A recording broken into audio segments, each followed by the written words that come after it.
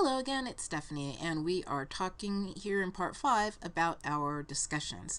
Now, this is something that we're going to have every week, and it will be one of those things with hard deadlines, not the self-paced portion. So the questions will sort of alternate between deeper, thoughtful questions that allow you to show your critical thinking about American government and about the issues in the news, and sort of lighter questions based on surveys that I'll have you do of your friends and colleagues. I might ask you to do a survey of them and ask what they think the most important civil right is, or something like that, and then report back on what you found out and your observations based on doing the survey. So we'll be doing some of those as well, and that's fun to give you an opportunity to get out and talk to other people about what you're learning and just find out what ordinary people think about American government. You'll want to you're going to do the discussions in two parts. First, you have to post your response, and then you need to read and reply to the responses of others. So to facilitate this, I have two deadlines, one for the main post and another deadline for the responses. So the due date that you'll see attached to the assignment in Canvas is that first post on Saturdays at midnight. And this is a weekly activity, so you need to do it every week by midnight on Saturday.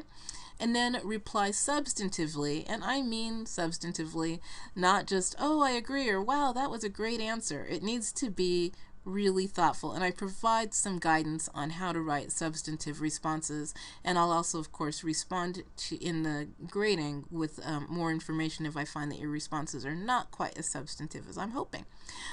So anyway, you need to do that by Tuesdays at midnight.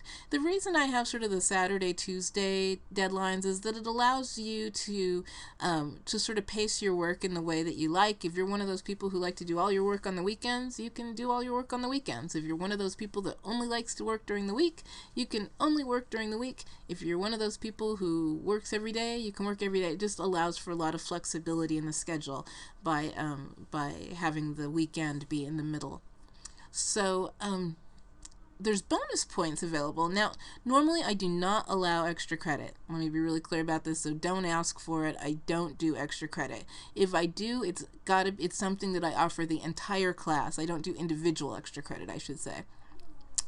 But one thing that you can do to earn some extra credit is to post more in the discussion. You have to make at least 3 replies to your classmates, but if you make more substantive replies, you can earn up to 5 additional points every week.